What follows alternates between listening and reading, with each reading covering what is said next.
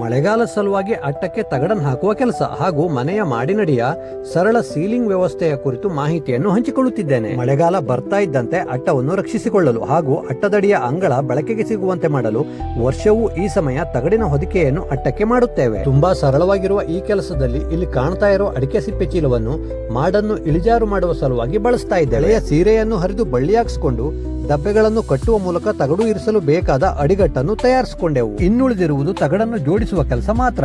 ತಗಡಿನ ಅಡಿಭಾಗದ ಅಟ್ಟವನ್ನು ಮಳೆಗಾಲದಲ್ಲಿ ಉದುರುವ ಅಡಿಕೆಯನ್ನು ಒಣಗಿಸಲು ಬಳಸುತ್ತೇವೆ. ನೋಡ್ತಾ ನೋಡ್ತಾ ಸುಲಭದಲ್ಲಿ ಈ ತಗಡಿನ ಮುಚ್ಚಿಗೆ ಕೆಲಸ ಮುಗಿದೇ ಹೋಯ್ತು ನೋಡಿ. ಇದೇ ರೀತಿಯ ಮುಚ್ಚಿಗೆ ಕ್ರಮವನ್ನು ನಮ್ಮ ಮಲೆನಾಡಿನ ಬಹುತೇಕ ಕಡೆಯಲ್ಲಿ ಅನುಸರಿಸುತ್ತಾರೆ. ನಮ್ಮ ಮನೆ ಎದುರಿಗೆ ಕಾಣ್ತಾ ಇರುವ ಮಾಡಿನ ಅಡಿಭಾಗವನ್ನು ತೋರಿಸ್ತಾ ಇದ್ದೇನೆ, ನೋಡೋಣ ಬನ್ನಿ. ಇದು ಕಲರ್ ಶೀಟ್ ರೂಪಿಂಗ್ ನ ಅಡಿಭಾಗದಲ್ಲಿರುವ ಅತ್ಯಂತ ಸರಳವಾದ PVC ಸೀಲಿಂಗ್. ಇದು ನೋಡಲು ಚೆನ್ನಾಗಿ ಕಾಣುವುದರ ಜೊತೆಗೆ ಶಾಖ ಮತ್ತು ಶಬ್ದ ನಿರೋಧಕವಾಗಿ ಸಹ ಕೆಲಸ ನಿರ್ವಹಿಸುತ್ತದೆ. ಉಳಿದ ಸೀಲಿಂಗ್ ಗಳಿಗೆ ಹೋಲಿಸಿದಲ್ಲಿ ಇದರ ವೆಚ್ಚ ಸಹ ಕಡಿಮೆ ಎನ್ನಬಹುದು. ಹಾಗೆ ಅಟ್ಟದ ತಗಡಿನ ಮುಚ್ಚಿಗೆಯಿಂದ ಅಂಗಳ ಸಹ ಮಳೆಗಾಲಕ್ಕೆ ಸುರಕ್ಷಿತವಾಯಿತು ನೋಡಿ. ಮುಚ್ಚಿಗೆ ವ್ಯವಸ್ಥೆಯಿಂದ ಅದರಡಿ ಇರುವ ಮನೆ ಎದುರಿನ ಅಂಗಳವು ಮಳೆಗಾಲವಿಡೀ ನಮಗೆ ಸಾಕಷ್ಟು ಉಪಯೋಗಕ್ಕೆ ದೊರಕುತ್ತದೆ. ಮುಚ್ಚಿಗೆ ಮಾಡಿದ ತಗಡು ಜೋರಾದ ಗಾಳಿಗೆ ಹಾರದಂತೆ ದಪ್ಪನೆಯ ದಬ್ಬೆಯ ಭಾರವನ್ನು ಸಹ ಹೇರಿಯಾಯಿತು. ಈ ರೀತಿಯಲ್ಲಿ ನಮ್ಮ ಮನೆಯಲ್ಲಿ ಅಳವಡಿಸಿರುವ ಸರಳ ಹಾಗೂ ಮಿತವ್ಯಯ ಸೀಲಿಂಗ್ ವಿಧಾನ ಹಾಗೂ ಈ ಮಳೆಗಾಲದ ಪೂರ್ವ ತಯಾರಿಯಾಗಿ ಬಹುಪಯೋಗದ ಅಟ್ಟದ ತಗಡಿನ ಮುಚ್ಚಿಗೆ ಕ್ರಮ ವಿವರಿಸುತ್ತಾ ಇವತ್ತಿನ ವಿಡಿಯೋವನ್ನು ಮುಗಿಸುತ್ತಿದ್ದೇನೆ.